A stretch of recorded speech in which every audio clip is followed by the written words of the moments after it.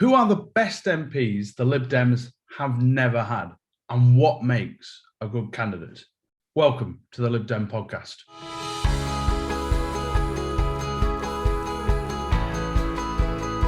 Hello, and thank you for tuning into this episode. My name is John Potter. We are the podcast that understands no matter how bad your family is, you could always be related to the Corbyn brothers. You can always get worse. So with me today to talk about the best MPs we've never had, what makes a good candidate? And thank you so much to everyone, firstly, for responding to the question. We had absolutely reams and reams of people. And to the people that nominated themselves, that's not very Lib Dem. That isn't very Lib Dem. How dare you? But joining me is Richard Kemp, the leader of the Liverpool Lib Dems. Hi, Richard. Hello, how are you? I'm very well. And also down the line from the other side of the Pennines, we've got Laura Gordon. Hi, Laura. Hello. Right. Okay, so we start with you, Richard. You've been around the party for 1 or 2 years. Which of the best MP you thought, if he or she had got in, it would have been incredible? I think the trouble that I have with this, having been in the party a long time, it was how to choose the list out of hundreds, because it's my honest belief that when I compare, let's say, the average Liberal Democrat parliamentary candidate with the average Labour or Tory parliamentary candidate, our people are head and shoulders above. And they're head and shoulders above because they're people of absolute integrity. Because there's no point in joining the Liberal Democrats if you're just looking for a parliamentary seat. They're people who are committed to their communities, because you know you have to do that if you're fighting a seat you want to win. And you can't say that about the members, most of the members of the other parties. Of course, there are good Tory and Labour MPs, but a lot of them aren't. I look at a number of people over the years. One called Chris Walmsley, who lost to Matthew Parris by 100 votes in a by-election. His wife then became, of course, Baroness Walmsley. I look at someone called Gordon Lishman, that I don't know how many people will know now. He's from near your area. And I remember him, he's one of the first people I met when I became a young Liberal. He could speak at conference with absolute clarity. He went on to become the chief executive of Age Concern, so a man of great talent, just practical political ability, and never got elected. So there's a whole series of people like that. And in a way, it's a bit envious. I go up to Newcastle, and perhaps one of the things we do with some of our best people, certainly if they've got local government connections, to put them in the Lords. And I look at John Shipley, who is an absolutely cracking member of the House of Lords. Just think what he would have done if he'd have been an MP, because he would then have had the capacity to go on and be a minister. And that's the other thing. I think of my colleague Lord Alton, who of course became an MP, but he was always a backbench MP because he was a Liberal and then a Lib Dem. So it's not just what we're missing, it's what the country misses by this process. And Laura, is that kind of a defining, because I don't think anyone becomes a Lib Dem for an easy ride. I think that's pretty much given. And the bar to get there. I mean, Lib Dems don't have a perfect record of MPs. Let's face it, all parties have some stinkers as well. But generally, to get that point in Lib Dems, it's just so much harder. Yeah, absolutely. And there's so much luck involved as well. And I think one of the things that I find fascinating about Liberal history is how often some of the people who are absolutely crucial are not MPs and never become MPs, often despite many attempts. And I think Gordon Lishman is a really good example, because I think we've spoken briefly on this podcast about the career of Tony Greaves.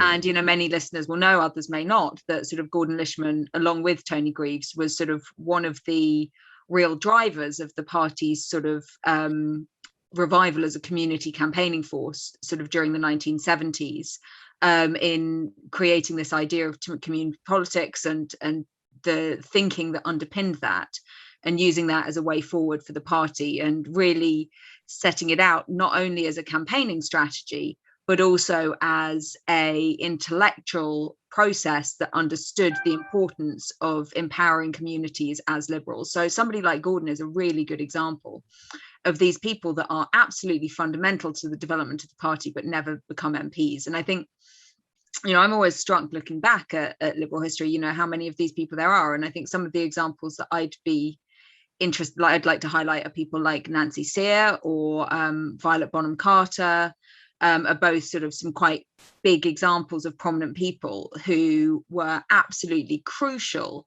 in the party. Both became party president, Violet Bonham Carter, as well as being, of course, the daughter of H.H. Asquith, the former Liberal Prime Minister, and the mother of Laura Bonham Carter, who became Joe Grimond's wife, and also Mark Bonham Carter, who was the winner of the Torrington by-election.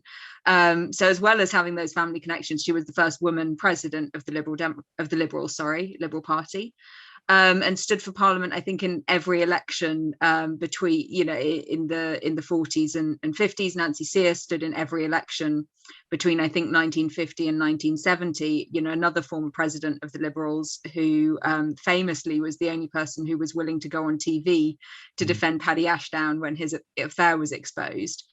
And you think some of these people, of course, becoming party president of a national political party is a very important job where you can have a lot of influence. And I don't want to, just in case Mark Pack is listening to this, I'm absolutely not diminishing the importance of that role. I mean, Lord Pack. Yeah, the future, I'm sure, the future.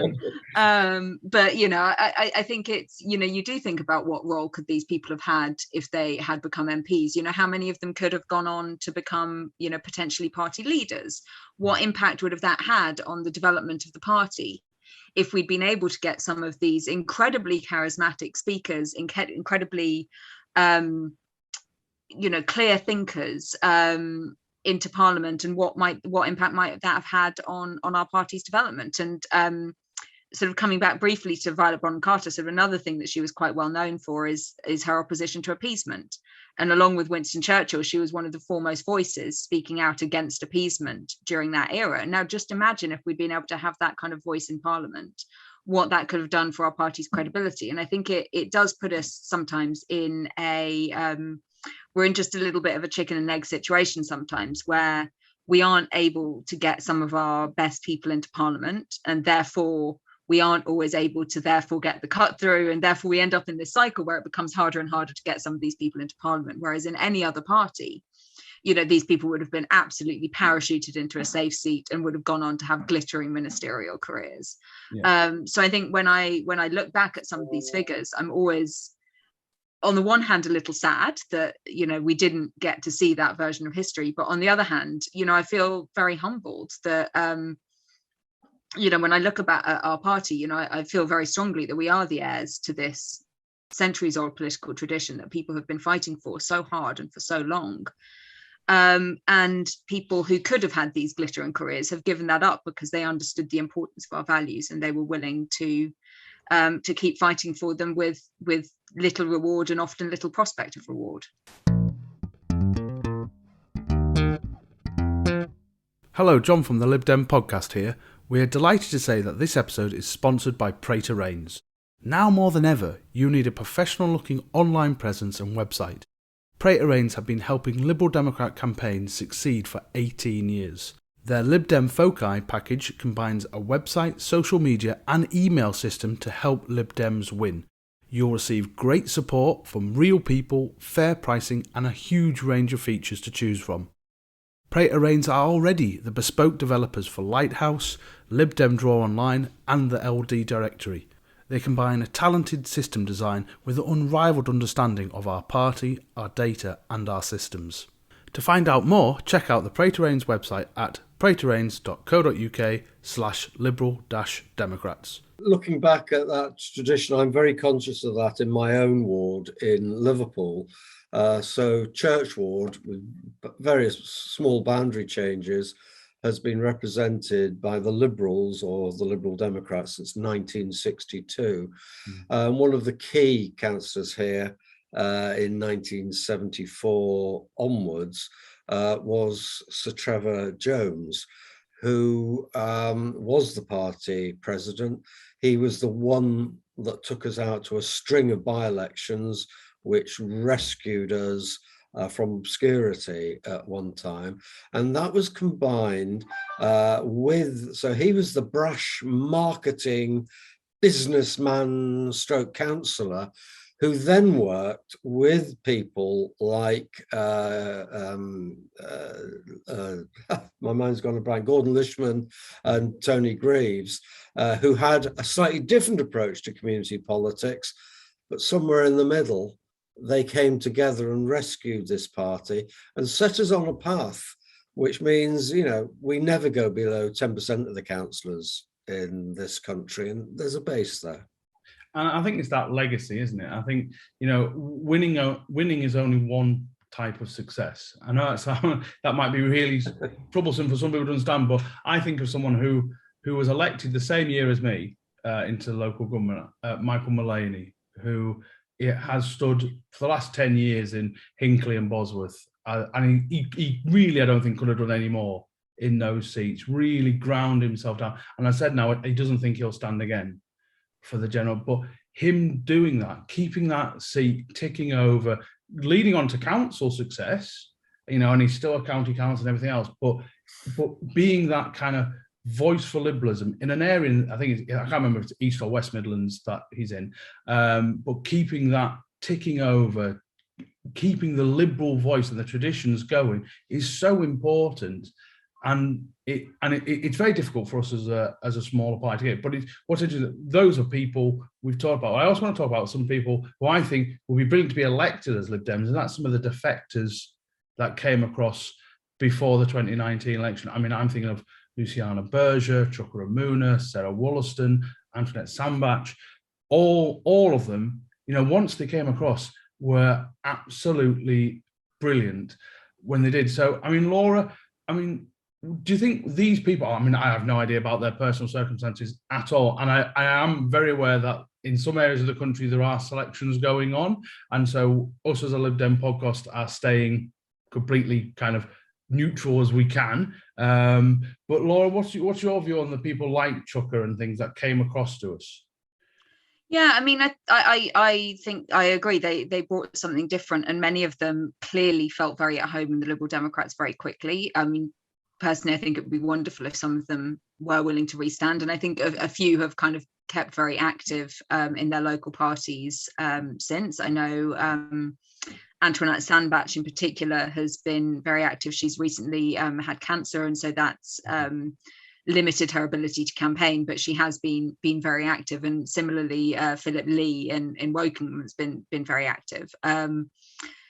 So, I mean, I think with one of the things that really struck me about some of these people, and especially the ones who've continued campaigning, is that there are a few traits that are more Liberal Democrat than losing an election and then firing up the riso and starting with the thank you leaflets the next day. And I think those people who've done that, you just look at them and think, well, yeah, you might not have started out in our party, but you definitely belong here. I mean, if I could just step back a minute before we kind of carry on talking about the defectors, I completely intended to mention and forgot in my enthusiasm for Violet Bonham Carter and Nancy Sear.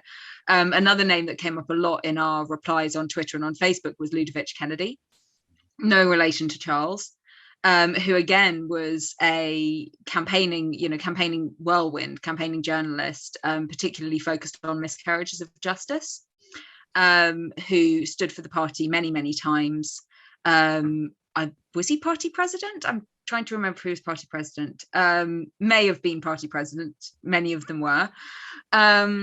And who was one of the leading voices in the party for a long time, and who is still very fondly remembered. And interestingly, he resigned from the party not long before his death, when Charles Kennedy became the leader, because of a disagreement over the party's position on assisted suicide, and then rejoined subsequently before his death once that position started to shift, because he was sort of in favor, Charles Kennedy was against. And I think that's one of the issues where the public is very much coming around to that way of thinking. I think I saw a poll today that said that we're now at a point where 3/4 of people support the legalization of assisted suicide. And again, I think it shows how people who might not ever be elected, but who are leading figures in the party, can often take these sort of quite forward-thinking views where eventually the public does come around, and especially on those core issues of personal liberty. Do you think we're doing enough to attract that sort of caliber of people?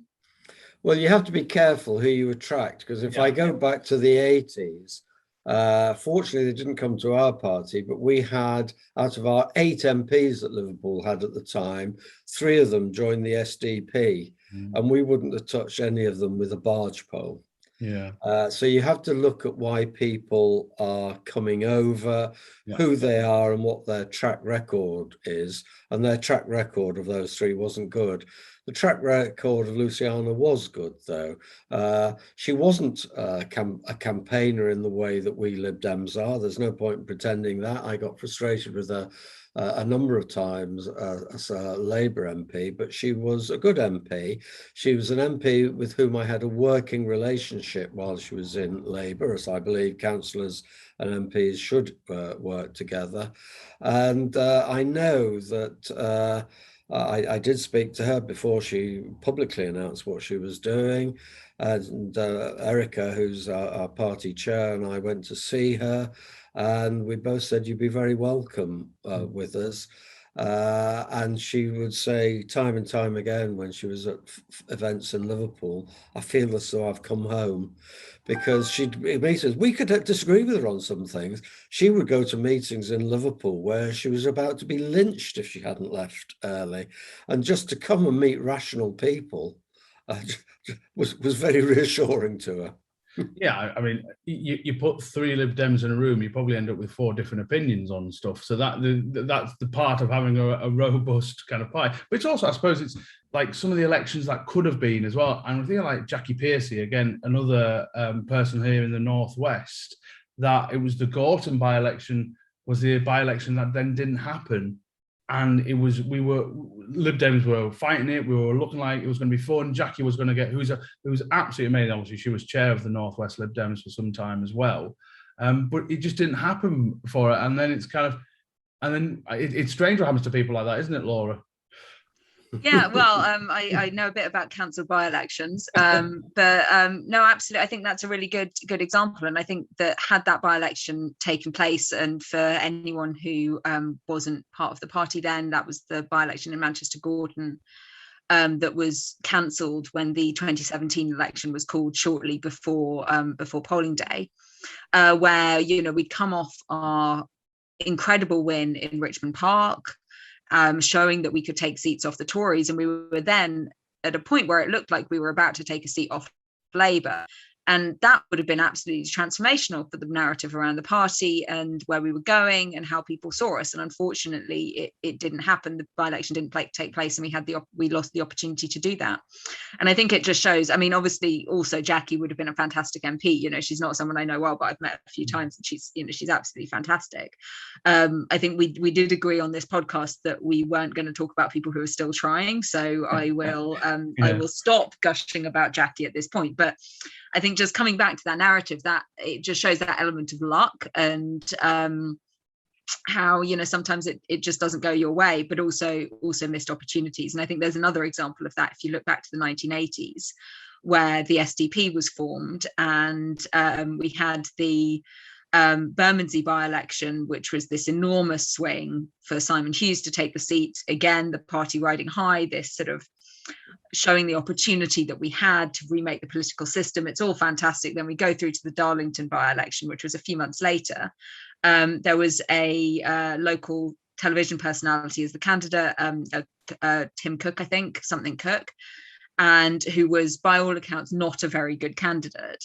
And the party went into this by-election leading in the sort of canvas data and the polling, and then it all collapsed because it became clear that he didn't know very much about the local issues, just wasn't a very good candidate, and Labour ended up winning. And suddenly it takes the wind out of the sails of the SDP. And again, it's one of these missed opportunities where you think, actually, could things have been different if that had just gone the other way? Which I just think is one of these little interesting quirks of history. How could things have changed? What would that mean for the party now? What would that mean for the Labour Party now? But obviously we'll never know. But sometimes we're on the right side of that luck, and I think back to Liverpool when David Alton got elected. The week before the by-election, I think, no, in fact, that week, I think it was the Tuesday, the by-election was on the Thursday. The Lib Lab Pact lost a confidence vote in the House of Commons, so there was going to be a by-election. David Alton got elected, went down to Parliament, made his maiden speech on the Monday, and Parliament was dissolved on the Tuesday, and of course he held his seat. The importance of that was that we were really suffering at that time with the aftermath to Jeremy Thorpe and those scandals. We were down way in the opinion polls, and that one by-election, particularly beating Labour in Liverpool, really changed the narrative for the party and, of course, for David Alton. Perhaps if it hadn't happened at that time, Arthur Irvine dying at just that time, perhaps David wouldn't have been an MP either, and then he wouldn't have been a very successful peer looking at those cross-party international relations issues. Absolutely, and I think we're seeing that luck perhaps at the moment in the Chesham and Amersham by-election and our success there. We've had a few. Obviously, we talked in the last podcast about the sort of run of good opinion polls that we'd had. And I was a bit skeptical about whether it was a real trend or just a little blip and didn't want to count any chickens. But, we are starting to see, continuing to see those numbers sort of above 10% in opinion polls. And I'm starting to think that it might be real or hope that it might be real.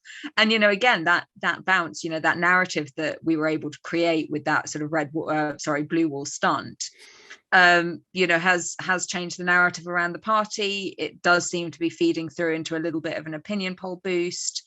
And perhaps that's something that we can carry into the next election. I mean, we won't know for a few years' time, but that could be quite an important piece of luck. But I wonder how much the candidate is important to success. Obviously, and what we think makes a good candidate in these situations. Obviously, you can go right to the last one, to Batley and Spen, where the Tories basically hid their candidate. I tell you the truth, I have no idea if he was a good or bad candidate, because the Tories just hid him away and hoped George Galloway and Labour kind of imploded everywhere. But for you guys, it depends obviously on the type of seat, to go, because a good victory for someone standing in a non-target area might be the fact you win you ring the wards the next time round, or something like you're using this election to build for the next election. But for you, Richard, what makes a good candidate for you? Well, there's two things. First of all, the candidate must be externally presentable. So people have got to look at her or him and think he or she can do it. Yeah. He or she can represent me. He or them now, actually, as well. We should just say, actually. Yeah, okay. Yeah. Absolutely.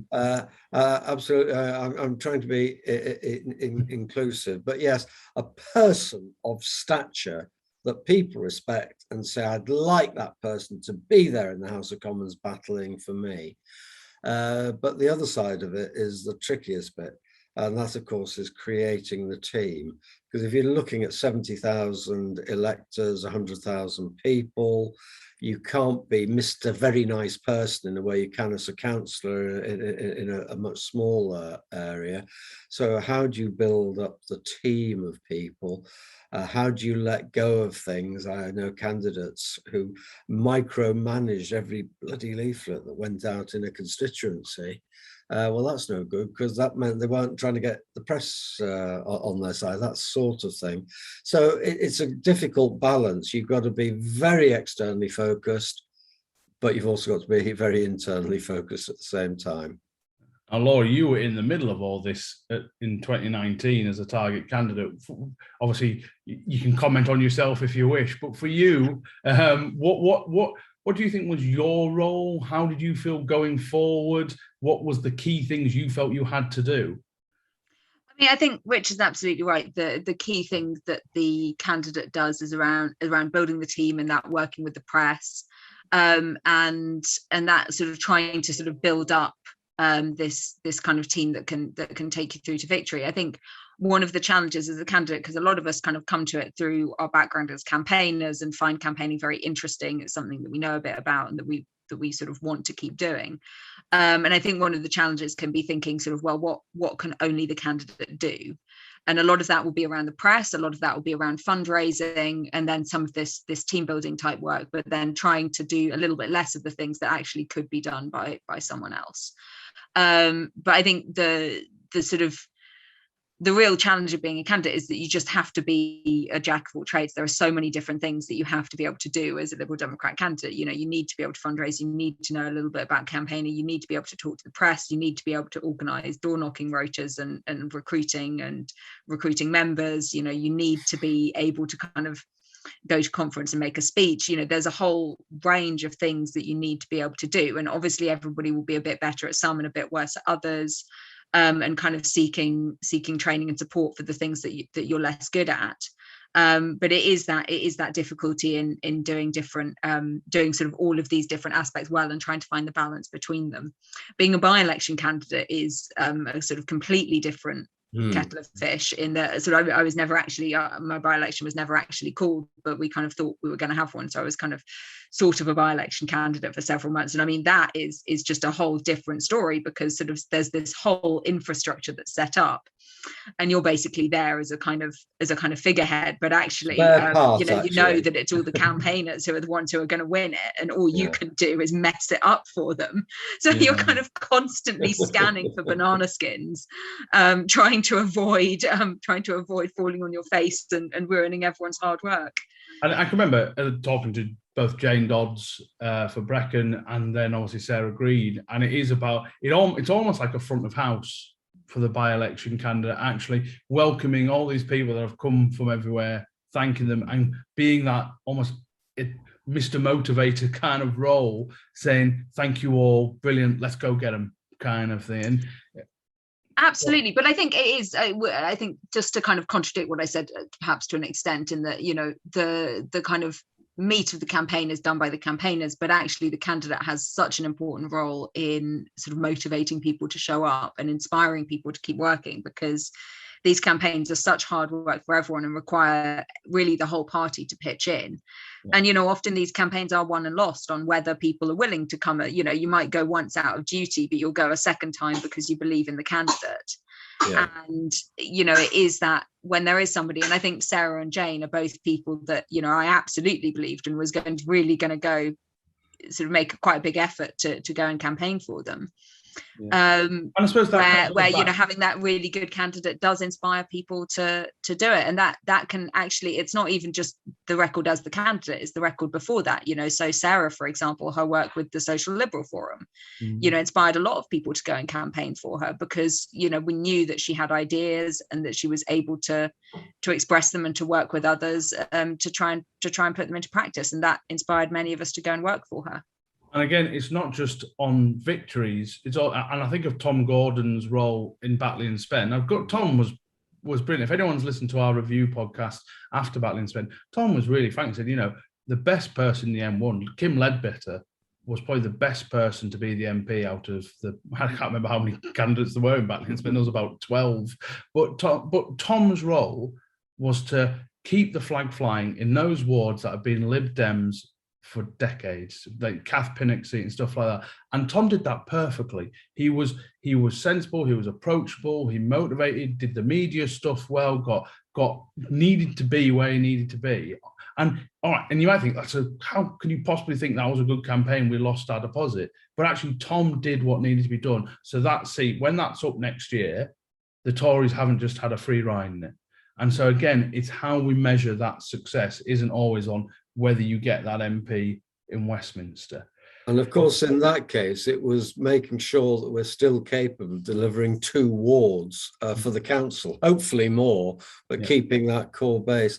I mean, someone was fairly new to the party a few years ago and said, well, how am I going to become an MP? He said, well, my advice is to move to the southwest. So that isn't quite true now, though if you look where our second places are, there's still far more of them down there than, frankly, up in the areas where the 3 of us come from. Fighting Labour is very, very very difficult, as we've discussed before. They've got huge amounts of money, huge amounts of people who say, I always vote Labour, lads. We really like you, but we vote Labour. And my mum did, and my grandpa would turn in his grave if I didn't vote Labour. And, you know, we're really up against that the whole time. But I've had people say to me who aren't really interested in politics, you go, John, are you ever going to be an MP? And I know where I am in Preston, in Lancashire, that is highly unlikely. I get that. And the response I have to that is, if I spend the next 20, I mean, I've already been a councillor for 11 years, but if I spend the next 20 years doing good, helping people, then that's not a bad life to have lived in politics, to actually have committed yourself to helping people, even if you don't get to Westminster. And I think that's sometimes we've got to enjoy the little victories as well on the road, even if you don't get to be an MP. But I did think for a moment there, Richard, when you said somebody came to you for advice on how to become an MP, I thought for a moment you were going to say, leave the Liberal Democrats and join the Conservatives. I have made that joke, but never in somewhere that might be public. But I do often say the obverse of that. And as I did before, you join the Liberal Democrats because you believe, not because you think you are going to get anything out of it.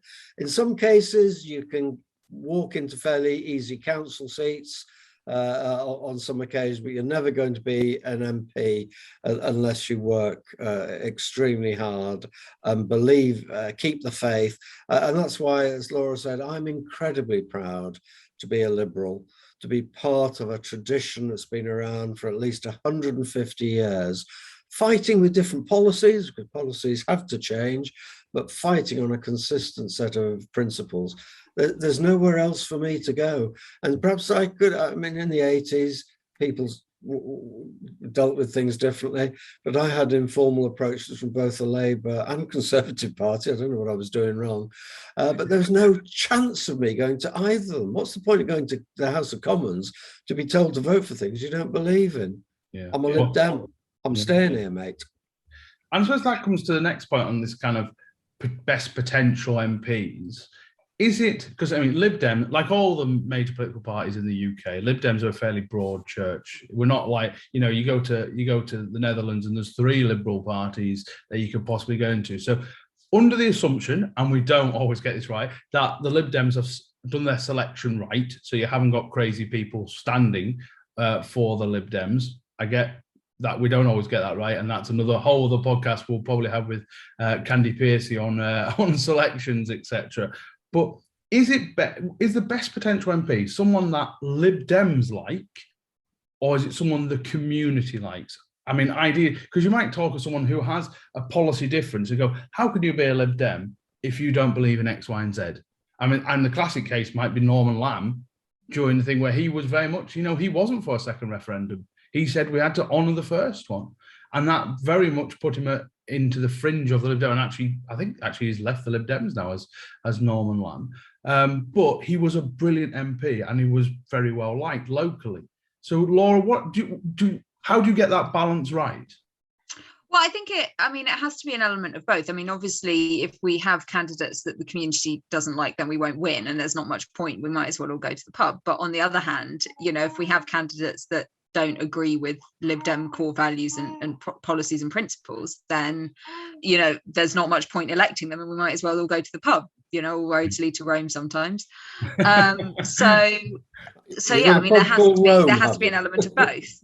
And I think it is that ability that I think some of our best candidates and best MPs have had to balance that ability to appeal to the electorate in wherever it is that they're standing, and that will be different issues and different traits wherever you are in the country, with being absolutely cast iron rock solid liberals. And I think Norman is a great example of that. I don't think many people would deny, there's always some, but very few people would deny that Norman was a great liberal and that absolutely belonged in our party. And it is a shame that the last few years of his parliamentary career were dominated by probably the only major issue where he disagreed with the party. And actually, if he'd been an MP at any other time, then would any of us ever really have noticed that he took a different position on the European referendum? like none of us would have done. It was just a coincidence that happened to be when he was an MP. So I think it is, having said that, it was also obviously a very difficult and uncomfortable position for him. Yeah. And also for Stephen Lloyd. Yeah. So I mean, I think that there does always have to be a balance, and that's the challenge of sort of our selections. And actually, I think one of the things that is difficult as well is how hard it can be to become a Liberal Democrat MP. You often have to campaign for sort of many years in a seat, which not everyone can do. If you're needing to kind of earn more money, then actually sort of having this sort of essentially full-time unpaid job makes it very difficult to keep doing that. Or if you have sort of other family or caring commitments, we are often drawing our candidate pool from a sort of smaller pool than the other parties are, because we have to have people who are willing to make that commitment over years and years and years. And I think it's to our credit and to the credit of the strength of our values and our message that we are so consistently able to find good people.